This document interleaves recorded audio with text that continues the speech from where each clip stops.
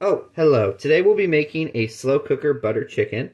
I put about a medium-sized diced onion already in the pan here, and of the pan of the slow cooker. And then we have a tablespoon of ginger and about 4 cloves of garlic minced to add in as well. There we go. Let's give that a little drop in there.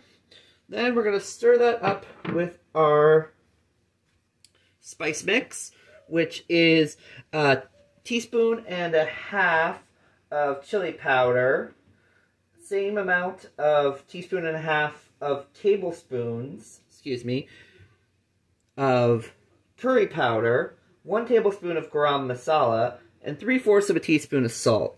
The curry powder is sort of hidden there, but I prepped it all together. If you don't have garam masala at your store, you can make it from other spices.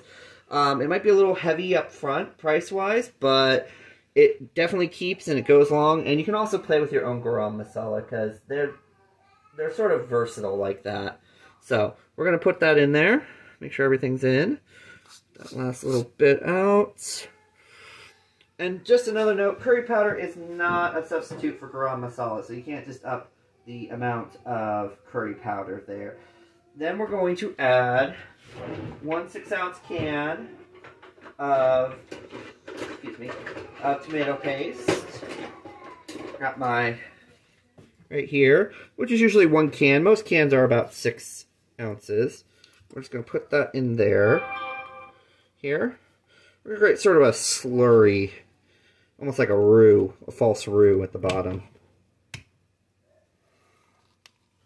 There, we're going to get it all out. Don't worry if you miss a little, it's not the end of the world. We'll be adding some more tomato flavor, so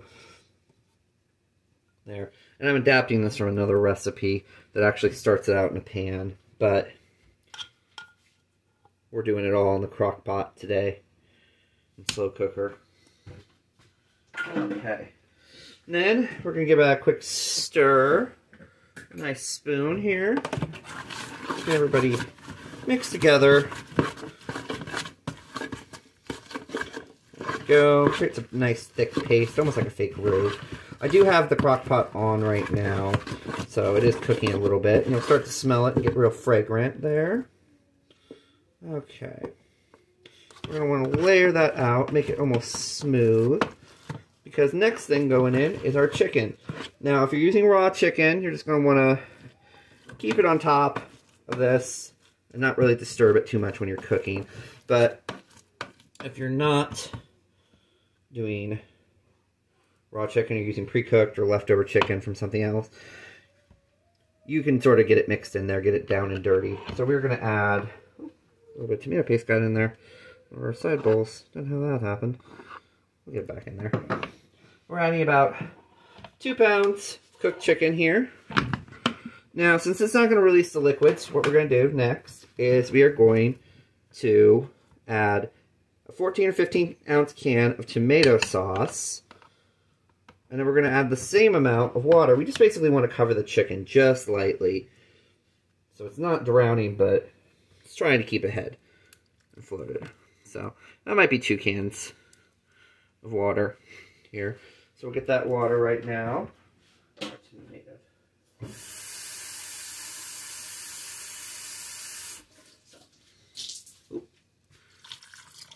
There we go. We'll do about, give it a stir here. Let's see what it looks like. Oh, that actually looks pretty good. You can always adjust it. If it looks like it's losing more liquid, you can add a little more. But we'll give it a quick stir since we are doing that. There, it'll cook through.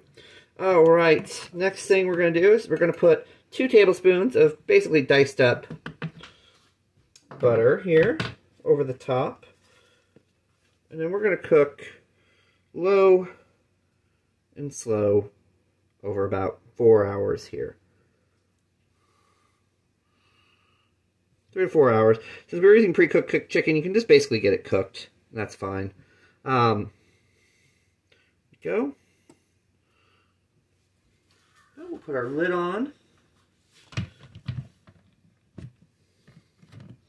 And then it should be good to go here in just a bit.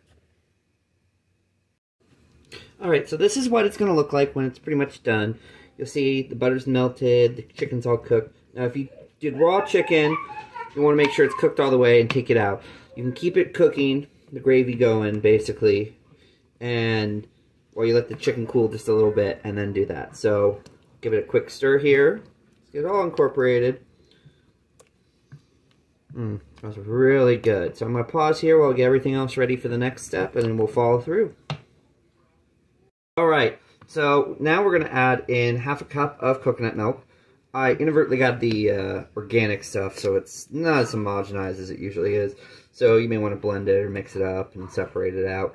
But you usually have to give it a good shake and stir because it tends to separate in the can. So we're going to add this in and just stir it in. Lots of flavor. It's going to give us that nice coconutty flavor.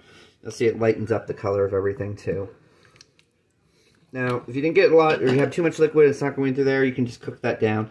We do need it to cool down just a bit for our next ingredient, so come back in just about a minute here.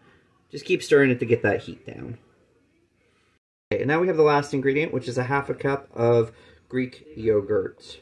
This will add a lot of creaminess and a lot of thickness. You don't want to add it while it's too hot, otherwise it'll make it so it doesn't curdles. So, alright. Just stir that in here. Sort of see it there. It's not, make it nice and creamy. This will also help thicken it just a little bit too.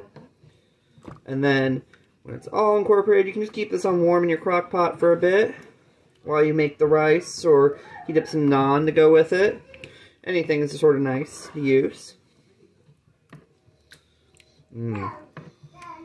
Also, don't be afraid to taste it and test it, and if you feel like it needs a little more spice, you can always add a little more masala or any of the other spices you like. There you go. We'll give you a little, so, enjoy.